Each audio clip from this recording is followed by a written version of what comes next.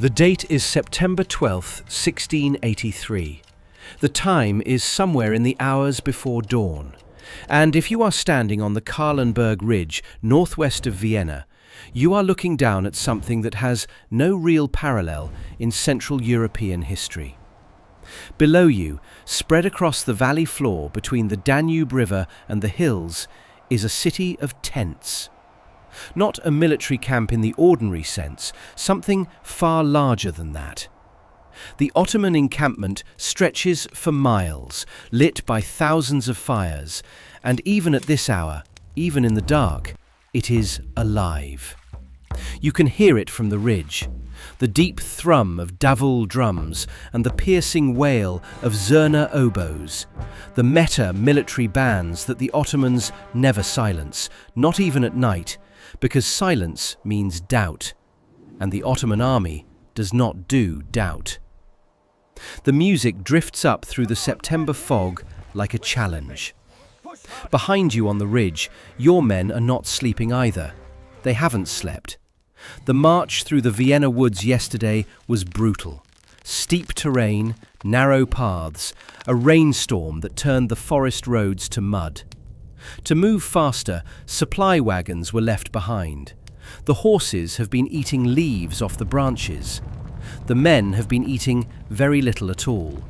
They are cold, they are tired, and when they look down at the size of that camp, some of them are doing very quiet math. Down in the valley, 60 days of siege are written into the walls of Vienna, or rather, written out of them. The Burgbastei, the great southwestern bastion, has had its outer defences reduced to rubble. The Ottoman miners have been tunnelling under the walls for 2 months, detonating charges, collapsing sections, forcing the defenders to plug holes with whatever they have left. The garrison that started this siege at roughly 11,500 fighting men is now down to fewer than 5,000 capable of holding a weapon.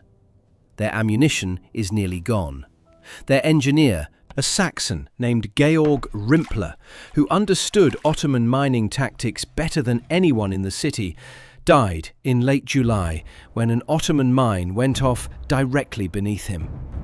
Inside those broken walls, roughly 80,000 civilians and soldiers have been living for 60 days on dwindling food, spreading disease, and the sound of the earth shaking beneath their feet. The governor of the city, Count Ernst Rüdiger von Starhemberg, has been issuing an order for weeks. Any soldier caught sleeping on guard duty is to be executed. That is not cruelty. That is a man who knows exactly how close the edge is. On the Ottoman side, this morning was supposed to be a formality. The breach in the walls is wide enough. The janissaries in the trenches have their assault orders. The Grand Vizier, Kara Mustafa Pasha, commanding the largest Ottoman army assembled in this century, believes he is days, perhaps just one day, from the fall of Vienna. He has been waiting for this moment for 60 days. He has spent 30,000 of his best soldiers getting here. And you are standing on the ridge, looking down at all of it, in the dark and the cold, with 18,000 cavalry behind you. On September 12, 1683, the largest cavalry charge in recorded history descended from this wooded hillside, and the Ottoman Empire never threatened Western Europe again. To understand what was actually at stake on that September morning, you have to go back further than 60 days. You have to go back about 150 years, to a humiliation the Ottoman Empire never fully processed. In 1529, Sultan Suleiman the Magnificent, at that point arguably the most powerful ruler on earth, marched his army to the walls of Vienna and failed to take it. He arrived late in the season, his heavy artillery bogged down in the mud somewhere behind him, and after a handful of failed assaults, he turned around and went home. It was, by the standards of Ottoman expansion, a minor setback. But Vienna was not a minor city. Vienna was the capital of the Habsburg dynasty, the administrative heart of the Holy Roman Empire, and, this is the part that mattered to Ottoman strategic thinking, the gateway to Germany, the Rhine Valley, and everything beyond. The Ottomans had a name for Vienna. They called it the Alten Elmer, the Golden Apple.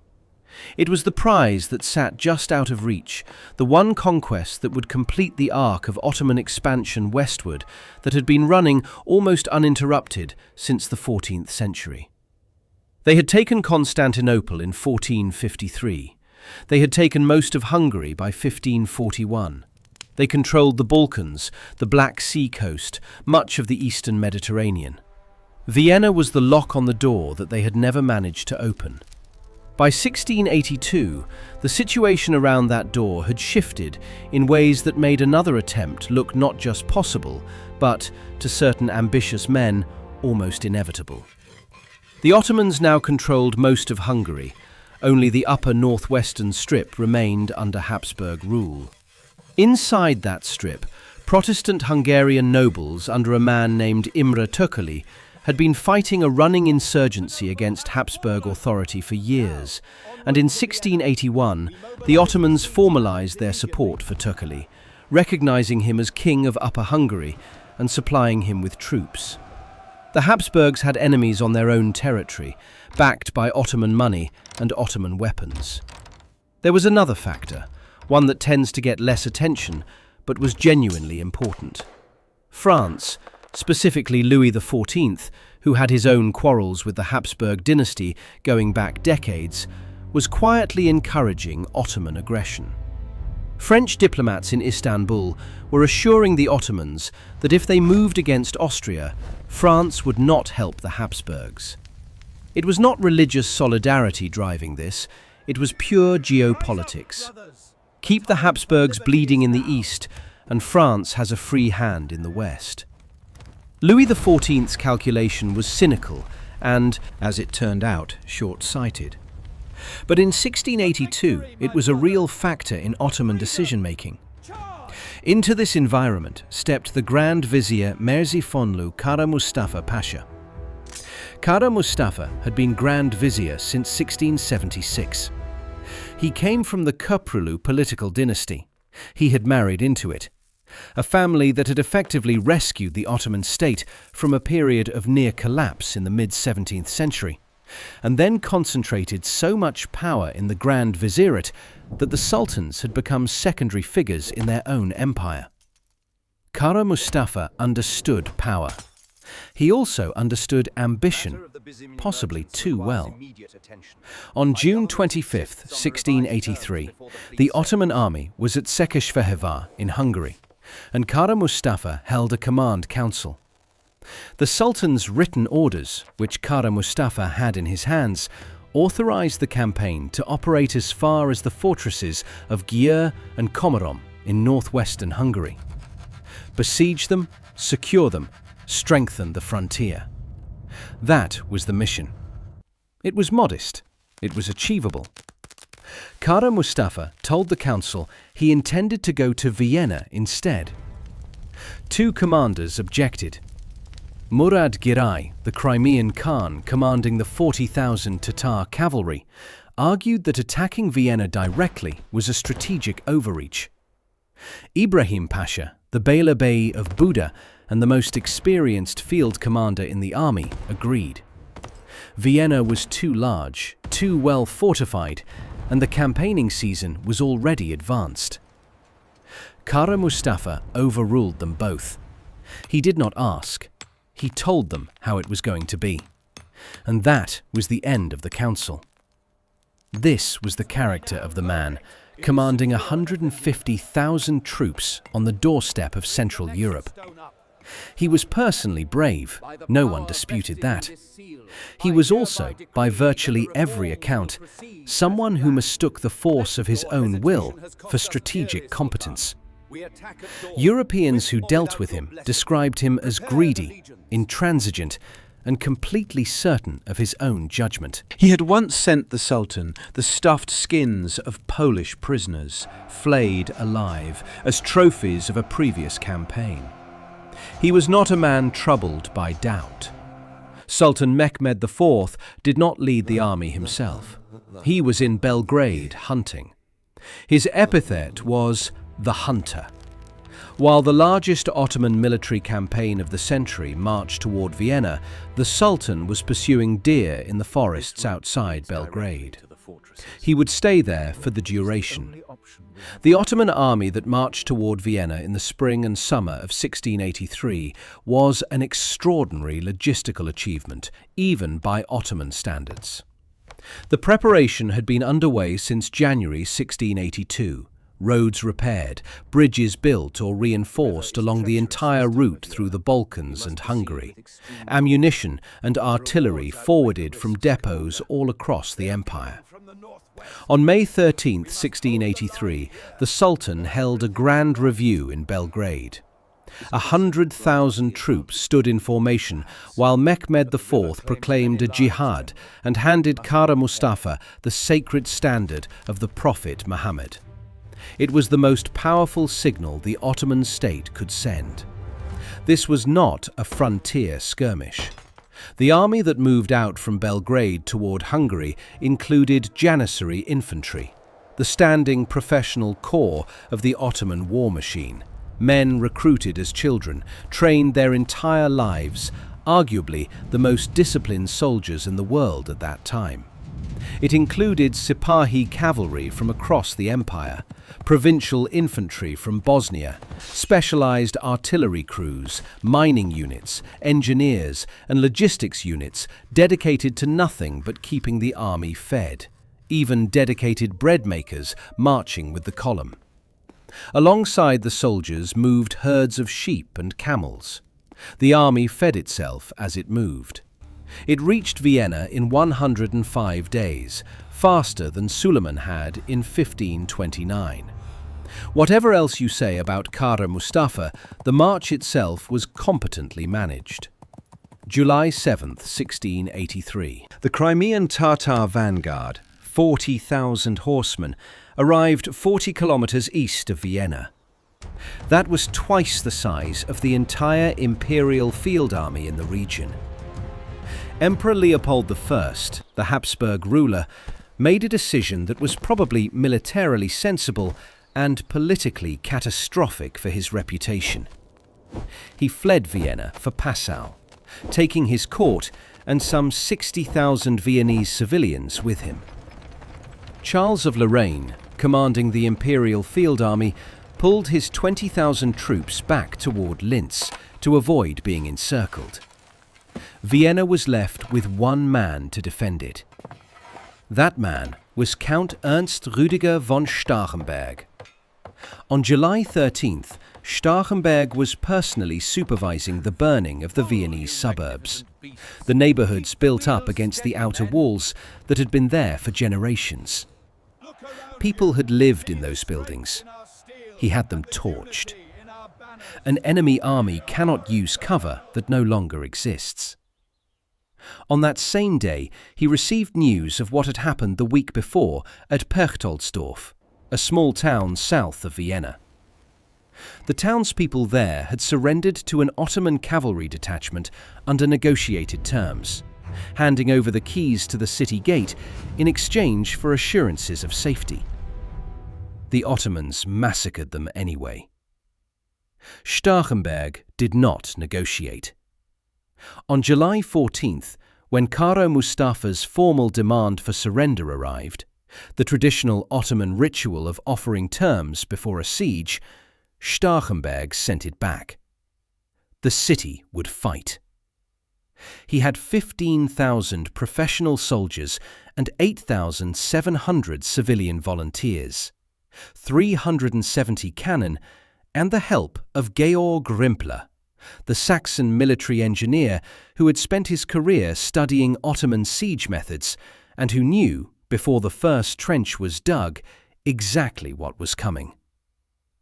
Rimpler immediately assessed the situation and organized the civilian population to construct additional palisades, firing positions, and interior entrenchments. He told Starhemberg the Ottomans would mine, not just bombard. He was right. Meanwhile, in Poland, a 54-year-old king was preparing to honour an obligation. John III Sobieski of the Polish-Lithuanian Commonwealth had spent most of his military career fighting Ottomans and Tatars on the Ukrainian steppe. In 1673, at the Battle of Khotyn, he had commanded Polish forces that defeated a much larger Ottoman army. That victory was, in large part, why he was elected king the following year. He knew how the Ottoman military worked. He knew the Janissaries, the Tatar cavalry, the siege methods, the weaknesses. He had been fighting these men his whole life. Earlier, in 1683, Sobieski and Leopold I had signed the Treaty of Warsaw. If the Ottomans attacked Kraków, Habsburg forces would help Poland. If the Ottomans attacked Vienna, Poland would send an army to relieve it. On August 15th, Sobieski departed Kraków. He left his kingdom almost completely undefended, a calculated risk. Before he left, he sent a message to Tokaly, the Ottoman-backed Hungarian rebel leader, warning that if Tokaly tried to take advantage of Poland's exposed position, he would face destruction when Sobieski returned. It was a threat made by a man marching away from home with his entire army, and it was delivered with complete confidence. Inside Vienna, through July and August, the siege ground on. The Ottoman mining teams tunnelled toward the walls from multiple directions simultaneously. Viennese engineers countermined, dug their own tunnels to intercept the Ottoman ones and blow them up before they reached the walls. The earth beneath the city shook with underground explosions. Above ground, cannon fire went both ways continuously. The Janissaries launched assault after assault against the bastions, screaming forward through the gaps that the mines created. And Starhemberg's garrison, dwindling, exhausted, running low on powder, threw them back. 18 major assaults, 18 times. But each time the garrison was smaller. Rimpler died in late July when an Ottoman mine detonated directly beneath the position he was inspecting. He never saw whether his defences would hold. By September 4th, the outer face of the Burgbastei was gone. 30 feet of wall had been blown open. The Janissaries poured through. Starhemberg himself led the countercharge, on foot, through the rubble, in the breach, and they threw the Janissaries back. That night, from the towers of St. Stephen's Cathedral, Starhemberg lit distress rockets. Fire into the black sky, visible for miles. The signal that everyone watching from the surrounding hills and roads had been waiting for. The relief army was still 3 days' march away. By September 6th, Sobieski's Polish forces had crossed the Danube at Tulln, 30 kilometers northwest of Vienna. There, the Allied armies came together for the first time as a unified force. The Imperial Austrians under Charles of Lorraine, the German contingents from Saxony, Bavaria, Baden, Franconia and Swabia under their respective commanders, and the Polish-Lithuanian forces under Sobieski. Pope Innocent XI had helped fund the alliance. The Holy League, as this coalition would become formally known, was assembling on the north bank of the Danube, and now it had to figure out how to get south. Between the Allied army and Vienna stood the Vienna woods. The Wienerwald is not a mountain range. It is a forested ridgeline of hills rising to about 500 meters at its highest points, running roughly northwest to southeast, covered in dense oak and beech forest, with poor roads and slopes that vary between difficult and genuinely steep. The Kahlenberg, at the northern end of the ridge closest to Vienna, tops out around 480 meters. It is not Himalayan terrain. but it is not flat Hungarian plain either. And moving an army of 70,000 men with their artillery and supplies through it in the September of 1683 was a significant undertaking. The terrain had shaped everything that came before, and it would shape the battle itself. Vienna sits on the south bank of the Danube. The Vienna River flows through the city from the west. The Ottoman camp occupied the ground between these two waterways and extended west and south around the city's perimeter. From the Ottomans' perspective, this was a strong position. They had the Danube covering their northern flank and the Vienna River to the south, with the city directly in front of them. What they had not adequately prepared for was an attack from the northwest, from the hills. The Tatar cavalry that should have been screening the western approaches, detecting and slowing any relief force coming through the Vienna woods, had not done it. Whether this was Kara Mustafa's failure to order it aggressively enough, or simply the Tatars' underestimation of the relief army's speed through difficult terrain, is debated. The result was the same. The Allied force moved through the Vienna woods largely undetected until it was already cresting the ridge. On September 11th, the Polish forces reached the Kahlenberg. The Austrians had taken the summit a few hours earlier. And it was here, standing on the ridge for the first time, that Sobieski discovered something important. The ground below was nothing like what the maps and the dispatches from the imperial commanders had described. The valley floor was not open terrain. It was cut by stream gullies, broken by vineyard terraces, interrupted by small villages and the remains of the burned suburbs. The approach to the Ottoman positions was going to be harder than anyone had planned for. He spent several hours adjusting his understanding of the battlefield.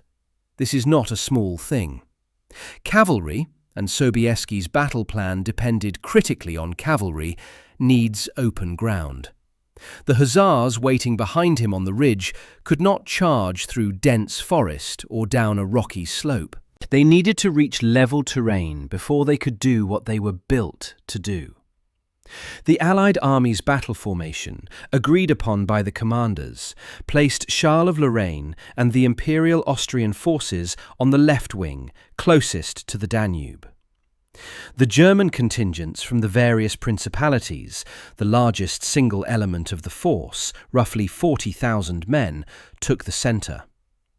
Sobieski's Poles, about 27,000 strong, took the right wing.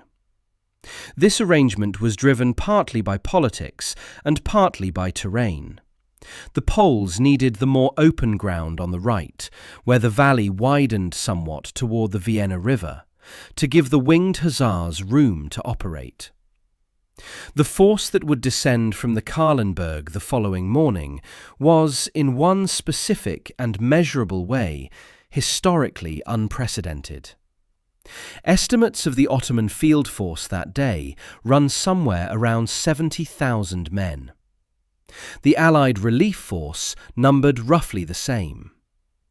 For the first time in a major engagement between European and Ottoman armies, neither side enjoyed numerical superiority. The advantage the Europeans had always spotted the Ottomans in every previous engagement simply was not there. And critically, the Allied force had significantly more field artillery than the Ottomans could bring to bear, because Kara Mustafa had sent only 60 light guns to face the relief army, while the heavy siege artillery stayed pointed at Vienna's walls. Now, the Winged Hussars. If the Battle of Vienna has a single image that history latched onto, it is these men descending the hill at 6 in the evening. They deserve more than an image. They were a weapons system specific to the Polish-Lithuanian Commonwealth, refined over more than a century, and at that precise moment in military history, they were simultaneously at the peak of their effectiveness and on the edge of obsolescence. Though nobody standing on the Kahlenberg that night knew the second part yet. The Husaria trace their origins to Balkan light cavalry mercenaries who entered Polish service in the early 16th century. King Stephen Bathory, who took the Polish throne in 1576, recognized what they could become with different equipment and doctrine, and systematically rebuilt them as heavy shock cavalry recruited from the Polish nobility. By the 1590s, the transformation was essentially complete. What emerged was something unusual in European military history. A unit that blended the compactness and discipline of Western heavy cavalry with the speed and battlefield awareness of Eastern light cavalry, producing a force that was effective against both. The equipment of a winged hussar nobleman was extraordinary and extraordinarily expensive. Each man in the unit was responsible for his own kit and that of his personal retainers. The state provided no standard issue. The result was that every hussar you saw in formation had personally invested in his own survival and effectiveness, which tended to produce a different kind of soldier than one who draws his gear from a quartermaster's cart. The primary weapon was the copier, a lance unlike anything found elsewhere in contemporary European armies. It was hollow, constructed from two pieces of pine glued together along the length, which made it possible to build a lance of up to 20 feet in length that was still light enough to hold at full gallop. It tapered to a steel tip at the front and was fitted with a pennant of 6 to 8 feet at the grip end, a strip of coloured cloth that at full charge whipped and snapped in the air with an audible cracking sound. Multiply that sound by 3,000 lancers at a gallop, and you had something that contemporary witnesses described as deeply unnerving, before the physical impact even arrived. The lances were designed to shatter on impact. The hollow construction meant they broke cleanly on contact, rather than rebounding, which would have unhorsed the rider. Supply wagons carrying spare lances followed the unit, making multiple sequential charges possible. When the lance shattered, and it always shattered, the hussar immediately transitioned to secondary weapons. Under the saddle, he carried a concerts, a straight, armour-piercing sword of more than 5 feet, essentially a one-handed lance for use in the melee after the charge line broke. At his hip was a zabla, the curved Polish sabre, renowned for cutting efficiency from horseback. In the saddle holsters, 1 or 2 wheel-lock pistols, and sometimes, though not always, a nadziak, a warhammer with a pointed pick head, specifically designed for crushing helmets and punching through plate armour. The armour itself was cuirass, shoulder guards, arm braces, and a distinctive lobster-tailed helmet, much of it gilded or decorated. Across the shoulders, a leopard or bearskin, and above the armour, rising from a frame bolted to the back of the breastplate or sometimes attached to the saddle, the wings. The wings were wooden arcs fitted with the feathers of raptors, eagles, falcons, sometimes vultures. A hussar eyewitness named Szymon Franciszek Pulaski, who was present at Vienna and recorded what he saw, wrote that the wings were a slat of wood, bolted to the waist, high above the top of the head, curved above the same head, of various colours together with feathers painted, imitating an olive or palm branch, which made a strangely beautiful sight. He added an important qualifier. Not all banners wore them uniformly. The wings were not standardized equipment. Some units wore them, some did not. But enough did at Vienna that the image was unmistakable. The practical purposes of the wings have been debated for centuries. The rustling sound they made at speed was documented to unsettle enemy horses. They may have made the riders harder to lasso, a Tatar tactic, from behind. They certainly created a visual effect, especially at full gallop, with the pennants cracking and the feathers shaking. That had a documented psychological impact on infantry and cavalry who had not faced them before. The French military engineer Guillaume de Bouplain, who had observed the hussars in person, wrote that the combination of the pennants, the wings, the leopard skins, and the sound of the lances at full charge created a most fearful sound and appearance, which was noted to frighten both enemy infantry and cavalry. The charge itself followed a specific rhythm that was tactically deliberate. It started slowly, in loose formation, the horses walking, then a trot. The formation began to tighten as it accelerated, the gaps closing, the lances coming down. Then a canter, and the formation was solid, the lances levelled, the pennants starting to crack. Then the final gallop, the ranks pressed shoulder to shoulder, maximum speed just before impact, the entire mass hitting a single point in the enemy line. If the line broke on first contact, and it usually did, the Hussars rode through it, turned, formed up again, and did it a second time, and a third, until either the enemy ceased to exist as a fighting force, or the Hussars ran out of lances. This was the weapon John III Sobieski had at his disposal on the ridge above the largest Ottoman army assembled in Central Europe in a generation. The night of September 11th was not quiet. In the burned-out shell of the Church of St. Joseph on the Kahlenberg, Ottoman cavalry patrols had torched it weeks earlier. A Capuchin friar named Marco d'Aviano celebrated Mass before dawn. He was an Italian, and he had been travelling with the Allied coalition since the summer, not as a soldier, but as something harder to define. A source of cohesion among commanders who were, in any other political context, rivals. He had the confidence of the Pope and, somehow, the respect of men as politically different as Leopold I and John Sobieski. In the candlelit ruin of that burned church, with the smoke of the Ottoman camp drifting up through the forest below, the Allied commanders gathered. Sobieski served at the altar. Below them, the meta music continued without pause. Bass drums and oboes and cymbals, the soundtrack of Ottoman military confidence, drifting up through the September fog. The Ottomans did not know, with certainty, how close the relief army was, but they knew something was happening on the hills, and they were playing their music louder. Sobieski wrote a short note to his wife, Marisyenka, by candlelight after Mass. His correspondence with her during campaigns was habitual. He wrote often, informally, in the way a man writes to the person he actually talks to. That night he wrote, "God and the Lord of hosts is with us.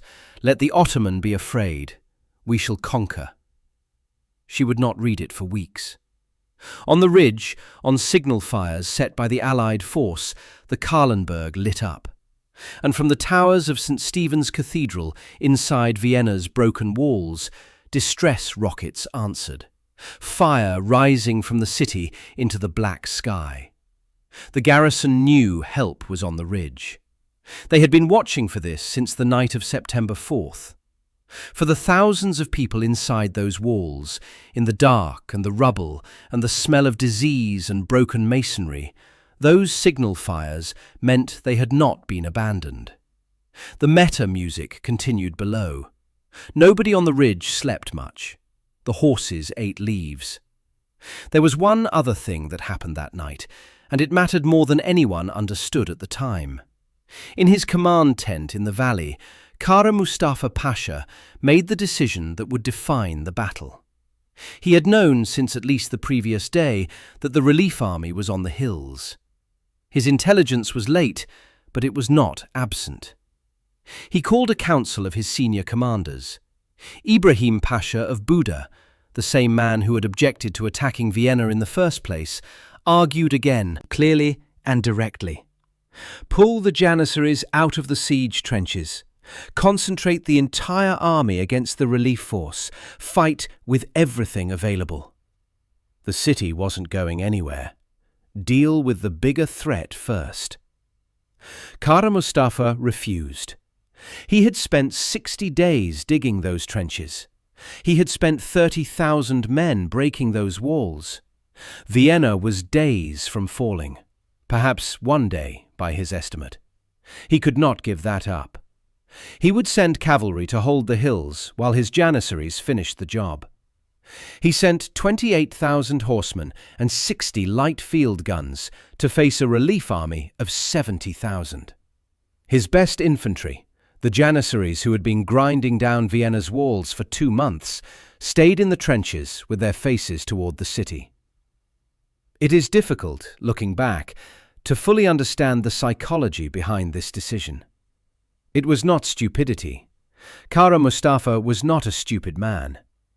It was something more like the inability to let go of what you've already paid for. He had bought Vienna with 30,000 lives and 60 days of patience. And the idea of walking away from that, even temporarily and strategically, was something he could not make himself do. He held 2 objectives simultaneously and gave neither the resources to succeed. By the time the sun came up on September 12th, his army was split. Before dawn on September 12th, 1683, while Mass was still being said in the burned church on the Kahlenberg, the Ottoman right wing moved. Kara Mehmed Pasha, the Beylerbey of Diyarbakir, commanded the Ottoman right wing at the Nussberg with roughly 10,000 troops. Bosnian infantry, Rumelian cavalry, a mixed force that had been holding the northern end of the Ottoman line facing the hills. Kara Mehmed knew the Allied artillery was being positioned along the Kahlenberg edge. He moved before it could be deployed. His vanguard pushed forward through the dark toward Count James Leslie's battery placement, trying to disrupt the Allied artillery before it found its range. Charles of Lorraine was watching from the ruined monastery on the ridge. He saw Kara Mehmed's entire right wing advance in support of the strike against Leslie's battery. Not just a probe, but a full-scale push. He sent reinforcements to Leslie immediately, and then issued the order to advance the Austro-German left wing into engagement. The Battle of September 12th had begun not at a chosen hour, but because an Ottoman commander moved first and forced the issue. At 5 in the morning, with some Allied units still completing their deployment on the slopes, the fighting had started. The sound of it reached Vienna within minutes. From inside the broken walls, from the towers of St. Stephen's, from the bastions where exhausted men had been holding weapons for 60 days, they heard cannon fire coming from the hills above the Ottoman camp. Not the familiar sound of the Ottoman siege guns aimed at them. Different. The direction was wrong. The direction was right. Starenberg, on his observation post, understood what it meant. He sent orders to every remaining unit in the garrison. Hold your positions, conserve ammunition, watch the trenches. When the janissaries start looking over their shoulders, you will know. Leslie's battery came into action along the Kahlenberg edge, firing down into the Ottoman right wing below, and Kara Mehmed's advance slowed under the fire. Lorraine's left wing, the Imperial Austrian forces, the most experienced Habsburg troops available, moved down the slopes and into the valley in the growing light. They hit Ibrahim Pasha's positions along the Döblingerbach in the centre north of the Ottoman line. The fighting here was immediate and brutal. Vineyard terraces, low stone walls, the burned-out remains of Viennese suburbs, village streets where Ottoman infantry had fortified doorways and windows. The Austrians pushed into Nussdorf and Heiligenstadt, the small settlements north of the main Ottoman line, grinding forward, building by building. By mid-morning, the German centre was also moving. It was slower. The terrain in the German sector required the infantry to pick their way down slopes that in some places required ropes and cut steps. But the weight of numbers was coming to bear. 40,000 German soldiers from Bavaria, Saxony, Baden, Franconia and Swabia were descending through the forest, and the Ottoman screen that had been positioned to slow them was not thick enough. Lorraine, watching the shape of the battle, made a deliberate choice to halt his advance temporarily around mid-morning. The left wing had pushed forward hard, but the German centre was behind the pace, and an exposed left wing in the middle of a battle against 70,000 opponents is an invitation to a flanking counterattack. He waited. He coordinated. His officers sent galloping back and forth along the ridgeline, adjusting the pace, ensuring the Allied line moved as a unit rather than as a collection of separate national armies with their own agendas. Below, in the valley, the situation was beginning to show cracks. Kara Mehmed Pasha's right wing had committed heavily against the northern Austrian push and was taking serious casualties at Nussdorf and Heiligenstadt. The Ottoman positions on the Nussberg hill itself changed hands twice in the morning fighting. Taken by Kara Mehmed's infantry, pushed back by Austrian counterattacks, retaken. The hill was no longer a quiet rear area position. It was a killing ground. In the Ottoman command centre, roughly south of the current fighting in the valley, Kara Mustafa was monitoring two battles simultaneously. In front of him, in the trenches surrounding Vienna's broken walls, his janissaries were pressing what he believed was their final assault. Behind him, to the north and northwest, the relief army was coming down from the hills. He was a man standing with his back to a door that was opening. On the Allied right wing, Sobieski's Poles were encountering the steepest terrain on the entire front. The Polish sector of the Vienna woods was the most heavily forested, the paths the narrowest. The Polish infantry moved ahead of the cavalry, clearing the way. The Winged Hussars, 3,000 of them, plus additional Polish and Lithuanian cavalry, making up a total mounted force of roughly 22,000 on the right wing, waited on the ridge and moved in stages, following the infantry down to the valley floor. They could not charge in the forest. They needed open ground, and open ground was still 3 hours of descent away. The Tatars noticed the Poles coming. Along the northern bank of the Vienna River, near the settlement of Mariabrunn, some 18,000 Tatar horsemen held the Ottoman left wing. They were fast, mobile, and effective at harassment. Exactly what you want when you're trying to slow a force descending through broken terrain. They probed the Polish right flank repeatedly through the morning, hitting and withdrawing, looking for an opening, trying to disrupt the descent.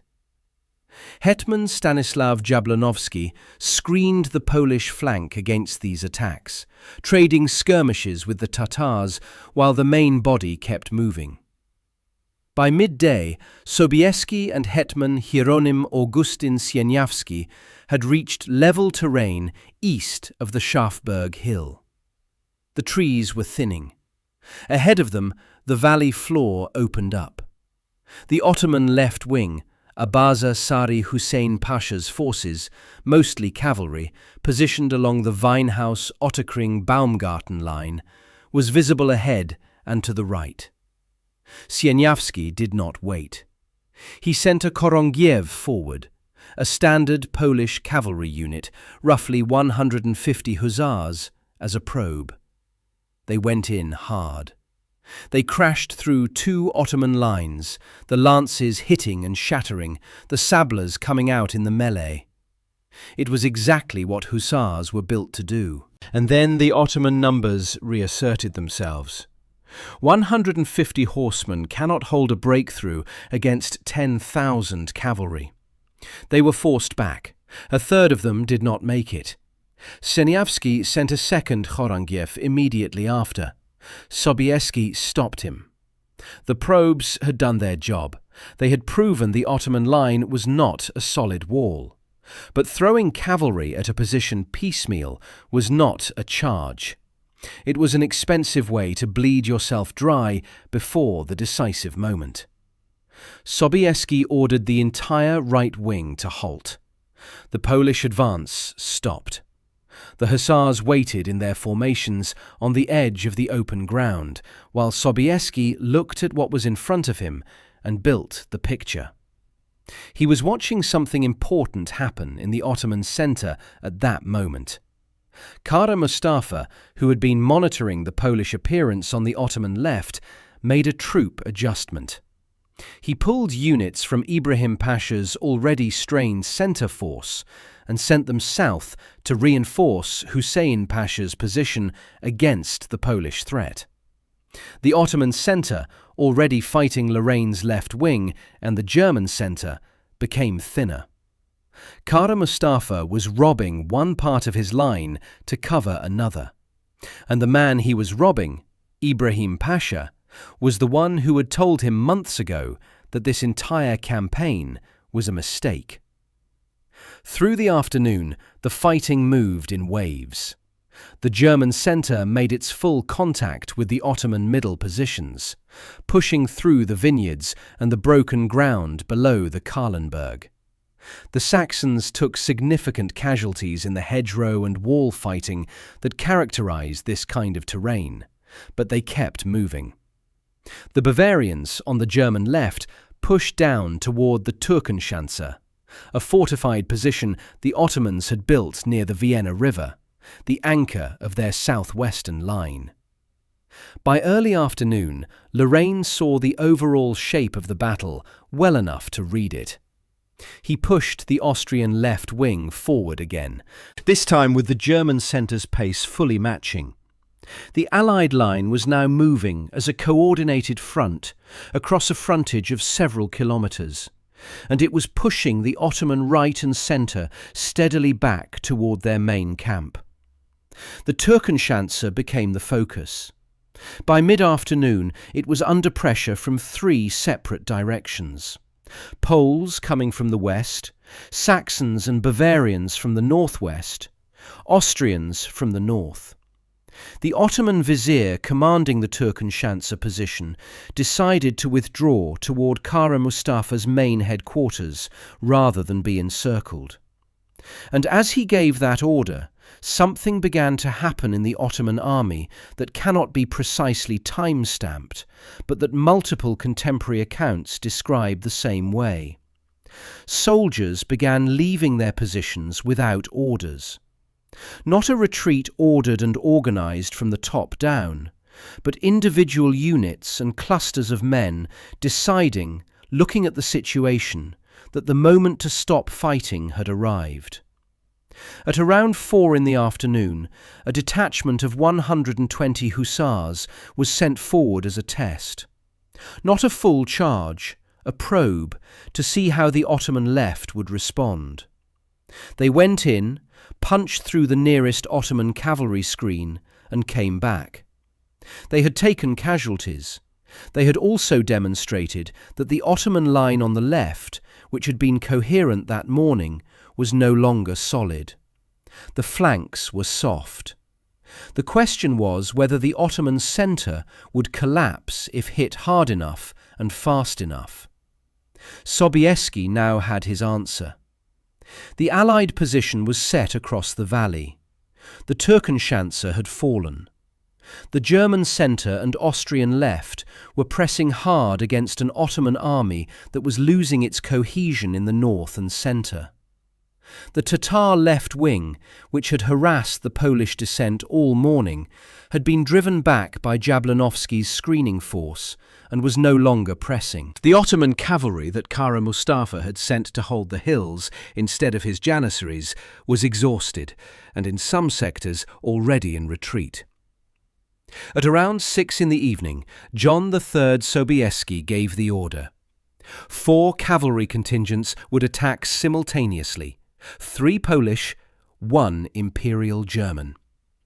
Every available horseman, 18,000 cavalry in total. Sobieski himself rode to the front of the Polish right group at the head of 3,000 Winged Hussars. The charge began the way it always began. Slowly. Walk. The lances come level. The formations tighten. The pennants start to move. Trot. The Winged Hussars close their ranks, shoulder to shoulder now, the horses press together, each rider feeling the heat of the animals on either side. The wings on the back of the armour catch the air and start to shudder, the feathers rippling, the wooden frames clicking and rattling. Canter. The pennants are cracking. The sound of lances splitting the air is beginning. That snapping report that multiplied by 3,000 becomes something between music and noise and something else entirely. Gallop. The ground shakes.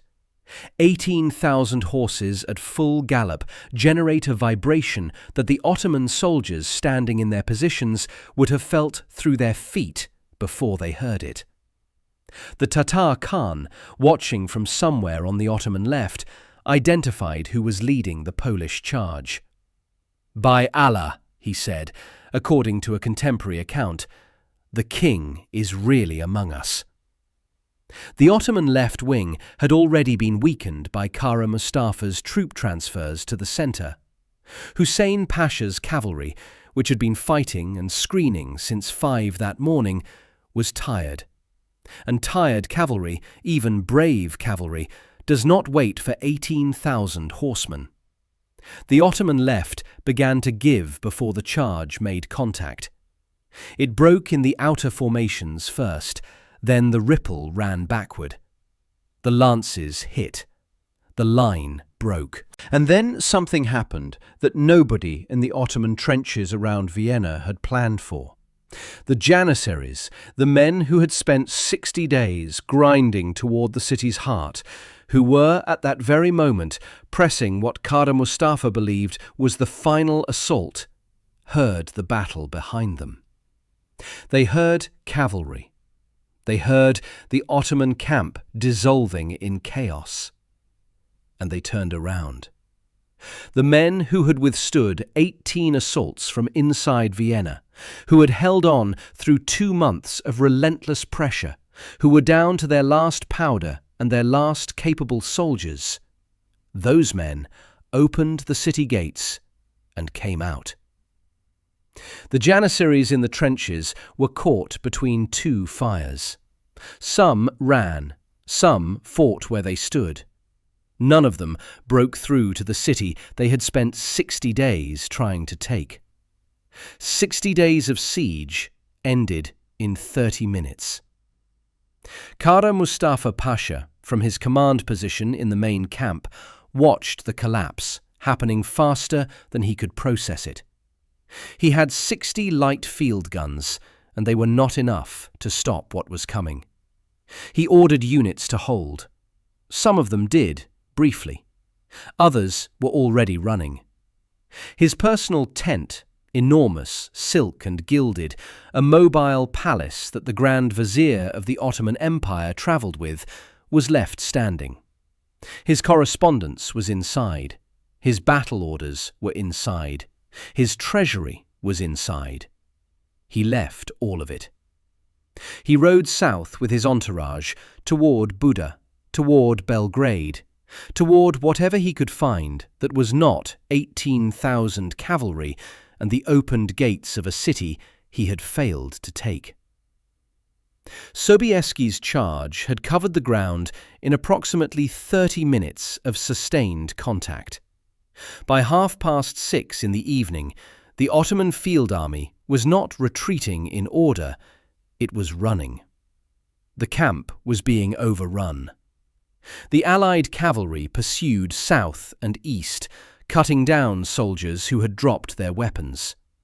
The Allied infantry followed through the positions that had been so bitterly contested all day.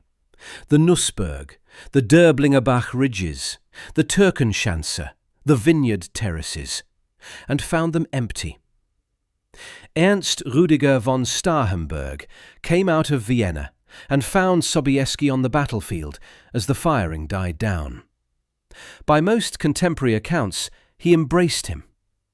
One source records him saying that Sobieski was his saviour.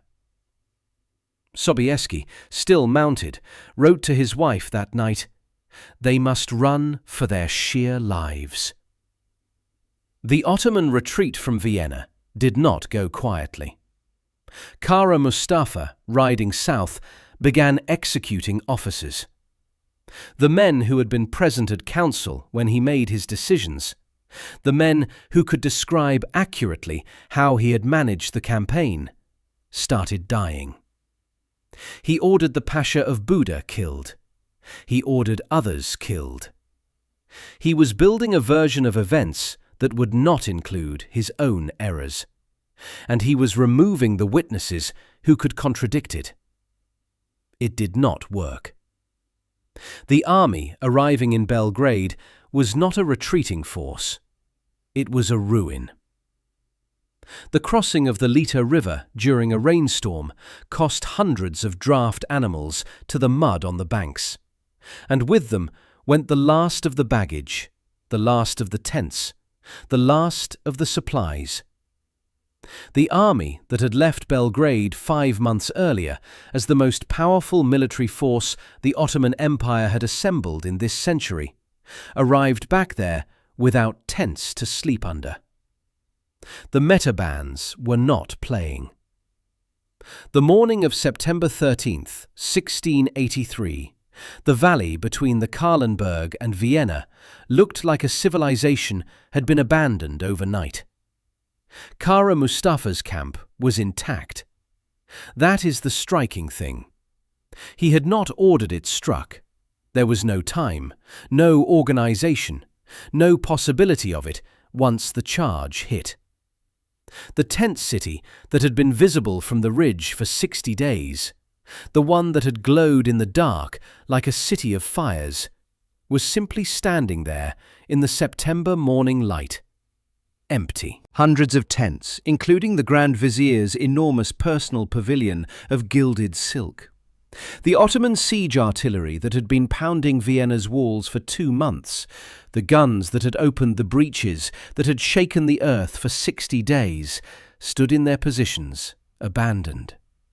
The treasury that Kara Mustafa had brought on campaign was in his tent. His battle orders were in his tent. His correspondence with the Sultan, with his commanders, with his agents, all of it in the tent, untouched. The spoils were staggering by any measure. Camels, horses, weapons, ammunition, food stocks, gold, equipment. The Allied force had been feeding itself on leaves the night before. Now it was walking through an Ottoman depot. Sobieski claimed the right of first selection for Polish troops, and he enforced it. The German and Austrian forces received what was left after the Poles had their choice. This generated immediate friction.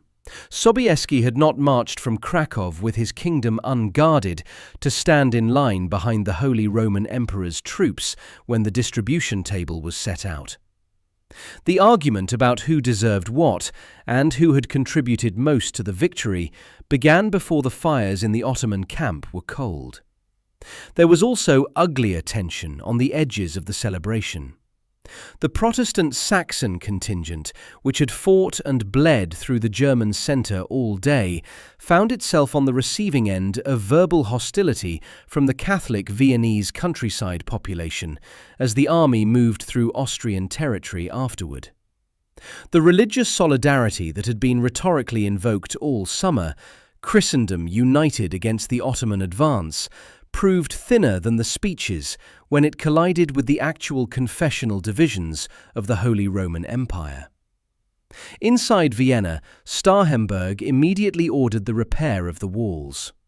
The Ottoman threat had not disappeared, it had retreated, and the war was not over. The city was in genuine disrepair.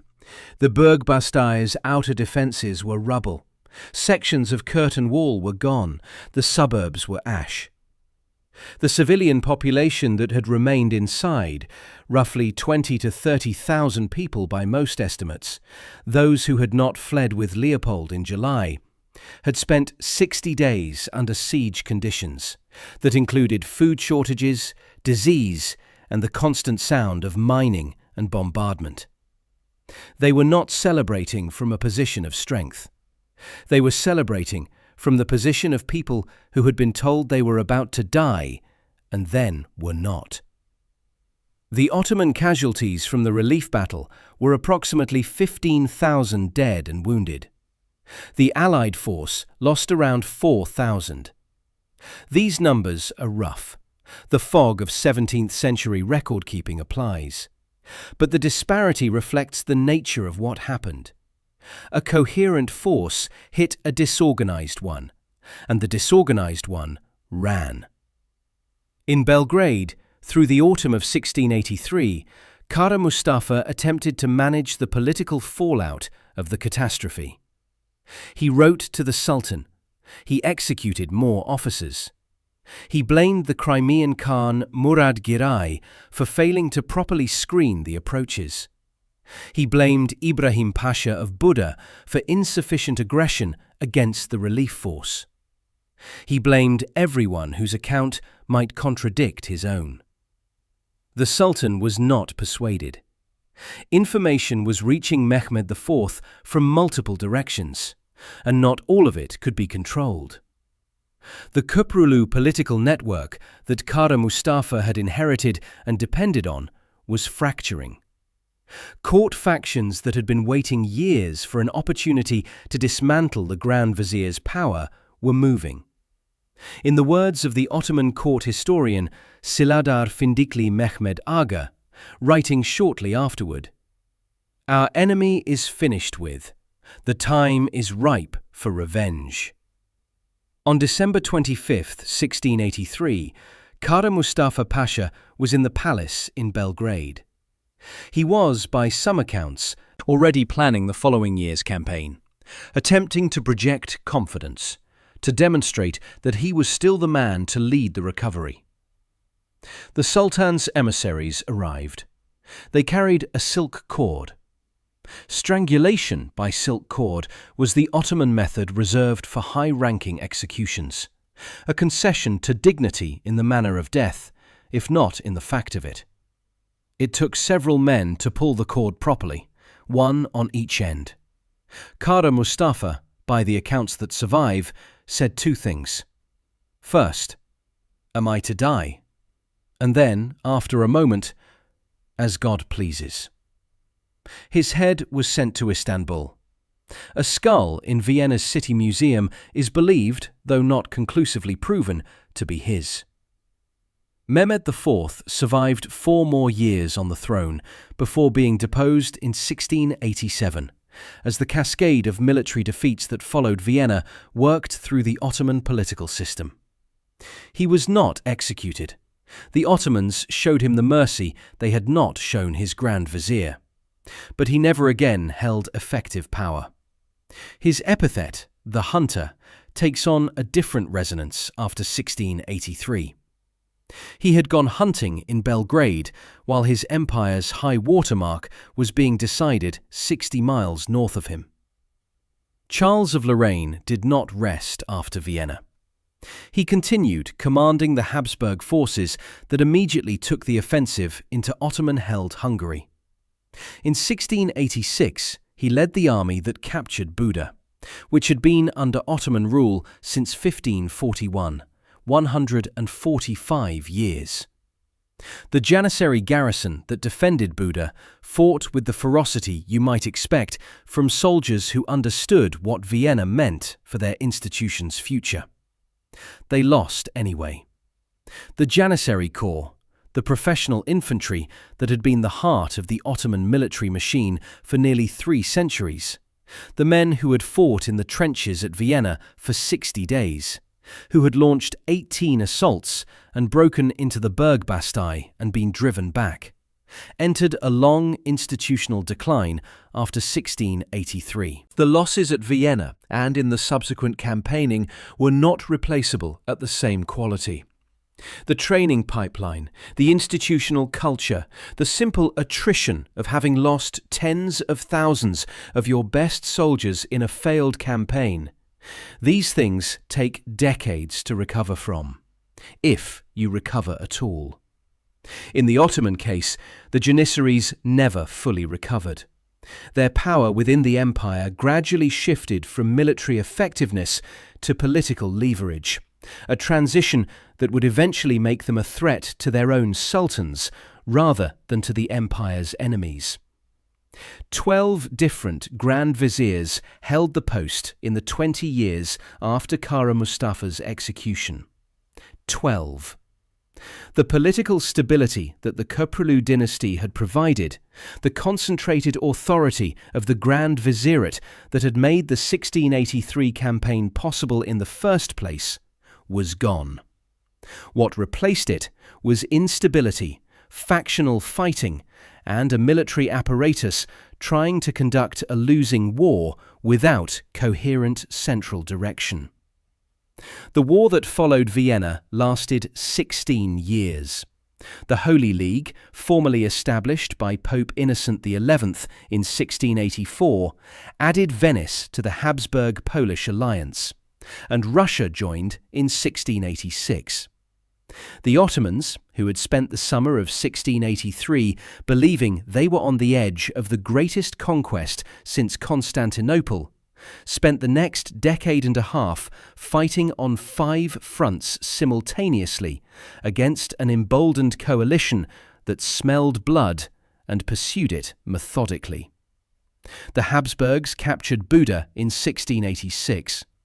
They won the Second Battle of Mohacs in 1687, fought on nearly the same ground as the First Battle of Mohacs in 1526, where the Ottomans had crushed a Hungarian army and opened their path to Vienna. And this time, the result ran the other way entirely. By 1688, the Habsburgs had taken Belgrade itself, the city where Kara Mustafa had been executed. The Ottoman military apparatus, trying to fight without the political stability and the quality of manpower it had enjoyed before 1683, was losing ground it had held for generations. The decisive blow came in 1697 at the Battle of Zenta on the Tisza River in what is now Serbia. Eugene of Savoy, a French-born prince who had been refused a military commission by Louis XIV and had gone to serve the Habsburgs instead, one of the stranger ironies in the history of this war, caught the Ottoman main army in the middle of a river crossing. The Janissary infantry was on the opposite bank. The Ottoman cavalry and command structure was in the water or on the near bank, unable to form for battle and unable to retreat. Eugene attacked immediately. The Grand Vizier died in the fighting. An estimated 20,000 Ottoman soldiers were killed. Eugene lost perhaps 2,000. It was not a battle, it was an erasure. The Treaty of Karlowitz followed in January 1699. For the first time in 400 years of Ottoman expansion, 400 years from the founding of the Ottoman state in 1299 to the moment a diplomat put pen to paper in a monastery in Sremski Karlovci, the empire formally ceded territory. Hungary and Transylvania went to the Habsburgs. Podolia returned to Poland. Azov went to Russia.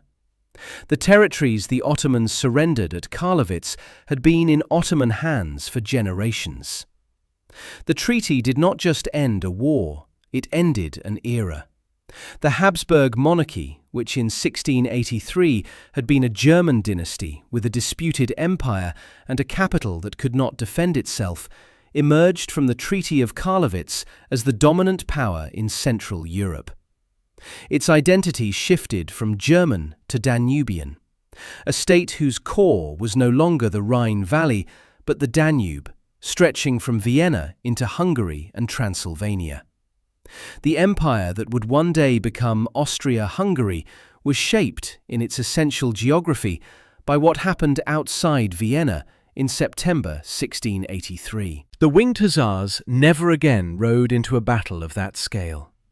Within 20 years of Vienna, the changes in European warfare that had been building for decades made the kind of shock cavalry charge that decided September 12th increasingly difficult to execute and increasingly unlikely to decide anything.